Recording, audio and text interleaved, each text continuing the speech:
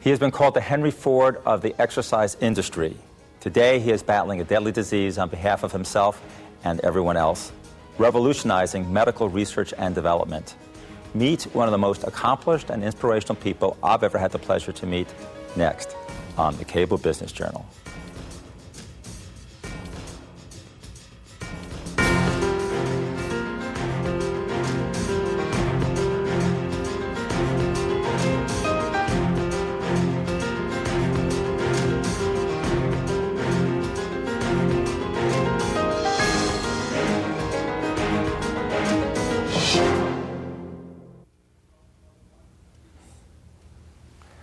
Our guest this month is Augie Nieto, who, while still an undergraduate at Claremont McKenna College, founded Life Fitness. Today, Life Fitness is the largest commercial manufacturer of fitness equipment in the world. But as accomplished as Augie has been in business, it was his current endeavor that landed him on the front page of the Wall Street Journal. He calls it Augie's Quest, and it's about finding a cure for ALS. Using the same skill set that made him a business giant, Augie is setting about to fundamentally reform the model of how medical research is conducted in this country. Welcome, Augie. Good to be here. Augie, let's start the show by talking about Life Fitness, which has become the largest health exercise equipment company in the world. How did it come that you started that company? We started in college, and I had a motorhome called Sluggo, and I traveled around the country, and I sold 11 bikes in 9 months. That was below what your goal was. Oh, I have already built 200 of them. And so when you can't sell them, I gave them away. Okay, so explain, what was the process of you giving them away? How did you come to do that? I gave one life cycle to every family member who was running health clubs, and what they saw was the value of the product. Now, as I remember it, you actually started a gym even before you started the company, and you were having trouble attracting women into the gym. Right. We, my freshman year, opened up a health club, and we had alternative days, Monday, Wednesday, Friday for men, and Tuesday, Thursday, Saturday for women. That's because you only had one locker room? Only one. Okay, it wasn't a real big gym. No, it was small.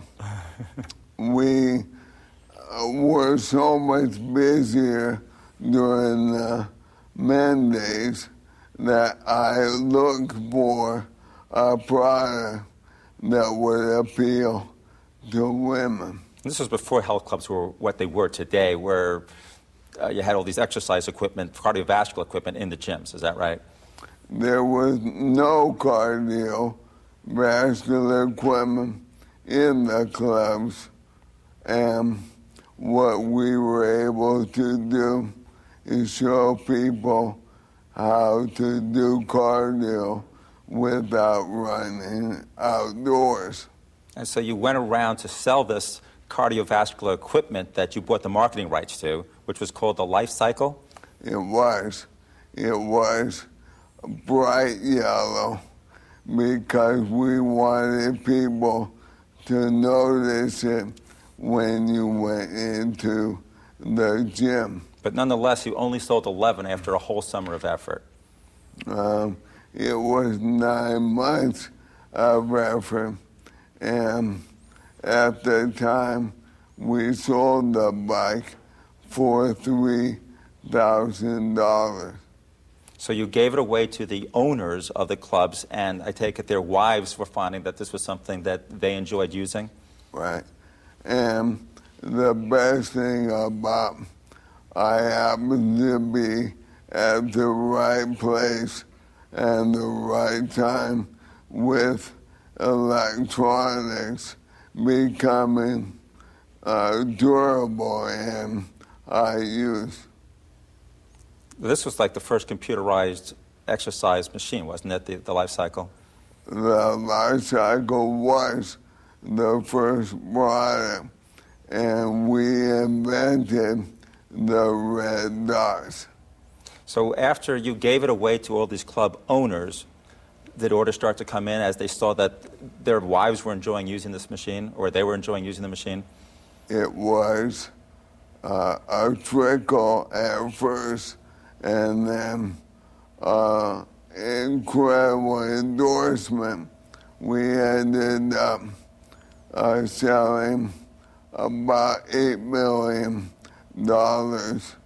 in our third year. Wow. And so you had just graduated college at this point. You started the company in college, so by your third year, you're like in your early 20s still. Right, I was 23. And then you sold the company fairly early on. I sold it to Valley Manufacturing. They made slot machines and gyms, and I was trying to leverage their experience with manufacturing. So you actually were benefited by having a bigger parent company, but you ran it, and in fact the headquarters from the beginning was in Irvine. It was. We started right by the airport and then moved to the Spectrum. And you continued to run it out of Irvine. Bally owned it, and you did manufacturing in Chicago. Right. I am earned now for 5 years. At the end of the 5 years, the parent company got into trouble, and we had a chance to buy it back. Okay, and you did. We did. So you sold it for actually enough money that you didn't have to work again after that if you didn't want to. Well, in your 20s, you could have retired. I could have retired, but I probably didn't know better. Okay, so you bought back the company in the early 90s? Right. We bought it back for $60 million and then built it up and sold it in 97 to Brunswick for $310 million. And Brunswick's a big New York Stock Exchange company. They are, and we have another 5-year earn-out. So you continue to run it, but now you're in Chicago, is that right? I did. I moved back to Chicago in 92. So the Irvine headquarters lasted from its beginning until 1992. Right. You worked, when you owned it with your financial partner in Chicago, Brunswick required you to continue on as the CEO. Yes. And you continued to build it up through the 90s. We grew the company from $200 million to now $600 million. $600 million. And the year 2000, that's the year you left the company. Why don't you talk about what that was about? I had my wife get sick, and we decided to move back to California. I actually commuted back and forth, and I stopped working in 2002. Right, and then you actually had a pretty balanced life for a while, having had this tremendous career achievement until 2005. You started another company, or you got involved with another company. I saw this company called Octane Fitness. It was started by some former employees. We bought the company in 2005, 3 months before I got my diagnosis. And Octane, and we'll talk about your diagnosis after the break, but Octane Fitness does what? They are the largest elliptical company for the home. and now the club. And that's today. In 2005, just a couple short years ago, it wasn't already the largest, was it? Well, we have a business model where we have outsourced all the manufacturing, and we were able to grow 50% last year and 50? 50. Okay, that's a big number. And 83% in the first quarter Of this year. of this year. So the growth's been dramatic, and in very little time, you've become the number one in your category. Elliptical. Right. Elliptical In for the home. electrical. So that's another great success. You've already done one great company, and even the last couple of years, you've created a second company. Well, you're the chairman. I'm the chairman. You're the chairman. Well, why don't we take a break now? And when we get back, let's talk about what you've been up to more recently, and we'll talk about Augie's questions and your book and things like that. Thank you. We'll be back in just a minute. Don't go away.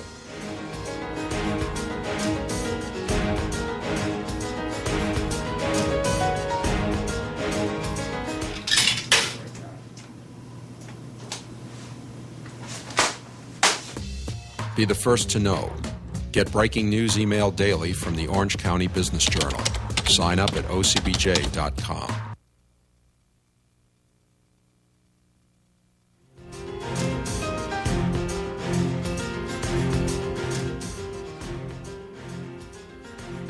Welcome back. Augie, before we took the break, we talked about how you started Life Fitness, the largest exercise equipment company in the country. You started this in your 20s. By the time you were in your mid-20s, I mean, you could have retired on that. And then you started, where you got involved with a second exercise equipment company, also very successful and growing unbelievably. You came back to Orange County in the year 2000, and you mentioned that Lynn was ill, but Lynn got better very quickly. You found the solution, and you guys led a beautiful life. You had a great marriage. You had a great family.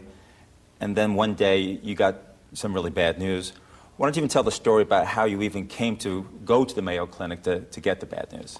In the summer of '04, I started to watch my weight go down. I said, getting old sucks. And then I was in Vietnam, and I was water skiing on the Mekong Delta, and the rope pulled out of my hand. I said, that has never happened. I better go check this out. Okay, so you went to the Mayo Clinic to check out to see what was wrong with you. What happened? We went through 2 days of testing. On Friday night, they said, we want you back on Monday. You never want to get asked back in the mail. I sat there at the end of 2 more days and had one final test. I either had MS or ALS. When in your life do you wish you would have MS? I guess if that's your alternative. So the diagnosis was ALS. It was. And the first emotion for me was denial. How can this happen? And I went around the country and visited all of the top centers. At the end, time after time, I got the same diagnosis. And then I transitioned into anger. And then, why me? And the worst, what did I do to deserve this? Is there a God? what in my life had I done. And then my wife, Lynn, gave me a book, When Bad Things Happen to Good People. And it talks about the randomness of life. And it allowed me to transition into acceptance, because when you're in acceptance, you are no longer reacting, you can act. Now, I understand this is a normal progression, but I think most people, it takes years to go through all of those stages. You went through them pretty quickly. I went through that in 2 months, but half the people die in 18 months, and so I figured I better try to get there soon. And for the people who aren't familiar with ALS, it's also called Lou Gehrig's disease, so most people know what that is. Right. It is a disease. They don't know what caused it. They don't know how to slow it down. They don't know how to stop it, and they don't know how to reverse the damage. And when you came to the acceptance, you focused your energy to get answers to those questions, didn't you, when you called that Augie's Quest? Well, I wish it was that simple. When I decided to try and help, I wanted to set up my own foundation. Right. And Vinnie Smith, who was the CEO of Quest Software, and I sit on his board, Right. said, you don't have the right to burden your family with a foundation. Mm-hmm. He said, go find the best organization you can lever. And that was the MDA. Okay, so you've hooked up, you've joined forces with the MDA. What I did is go along with 5 requirements. 100% of the money I raise goes to research. I approve of all money. Any money I raise is incremental, not substitute. Number 4, no overhead burden. And number 5, any relationship I bring is ours in perpetuity. And through MDA, you supported several different initiatives. Why don't you talk about those? What I'm most proud of is we did what Warren Buffett did 1 year later. What Warren did is say, I have $35 billion. What do I do to make the biggest impact? Mm-hmm. And what he did, instead of setting up his own foundation, he went to Bill and Melinda Gates. Yes. And cut the same deal I did. Yes. So you set a model. And with your model, in your situation, you've been supporting some very important ventures, initiatives. Well, what we did is we looked at what was out there, and after 60 years, the definition of insanity is doing the same thing, expecting a different outcome. Mm-hmm. What we did is put together a team. Our goal is to raise $60 million, and we're the architect.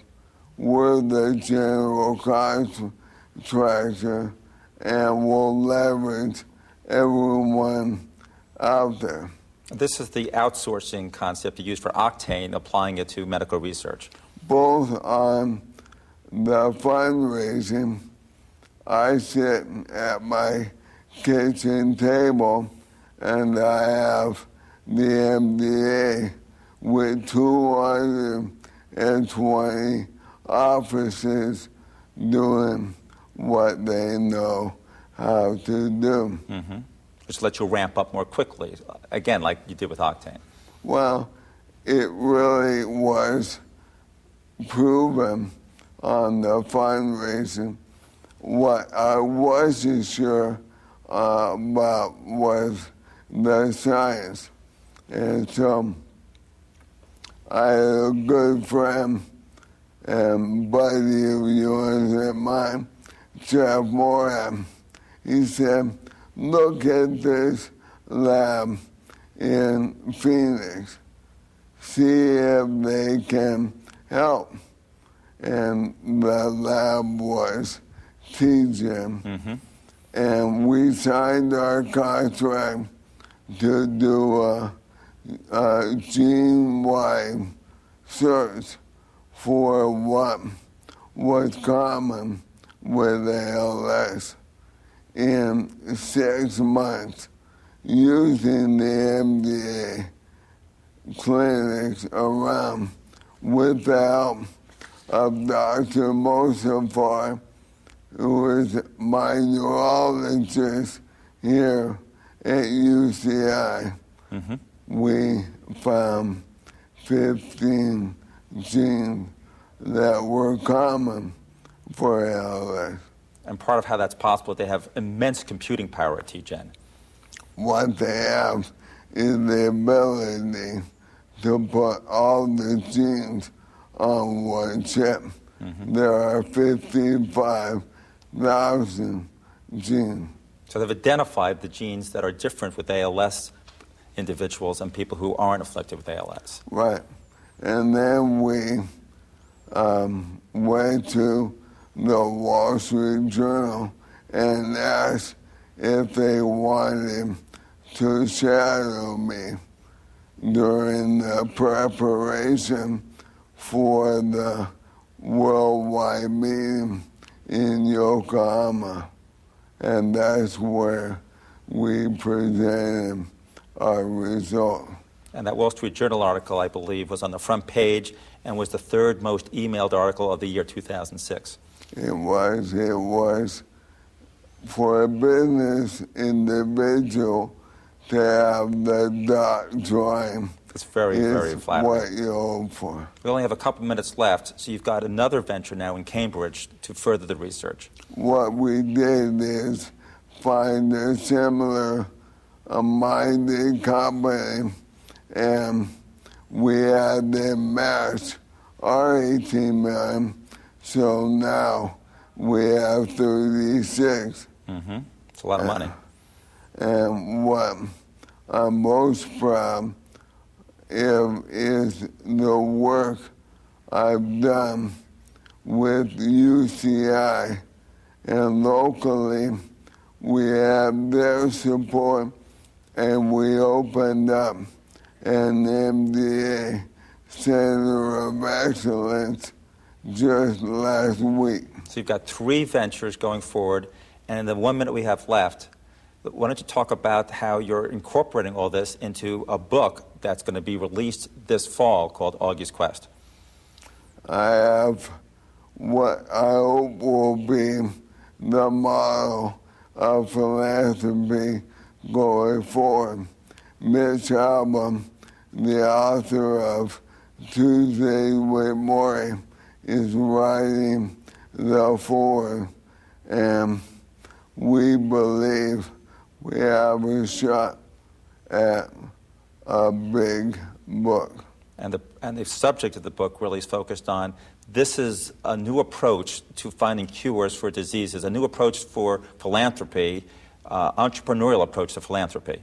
It is the culmination of what we've done, venture philanthropy. And the book is called Augie's Quest, and will be out in the fall. It'll be October 10th. Well, good luck with the book, and my hat's off to you. You and I have known each other a long time, and I can genuinely say there isn't a person in the world that I have greater admiration for than I do for you. Thank you so much for honoring us as our guest today. Thank you, Richard. Before we close the show, I'd like to let our viewers know that the Orange County Business Journal is now offering free daily updates of local business news. If you'd like to receive those, just please go to our website on www.ocbj.com and sign up at no cost. The Cable Business Journal is brought to you by Cox Communications, your local cable operator, and the Orange County Business Journal. Thank you for joining us today, and once again, Augie, thank you so much for being a guest on our show. My pleasure.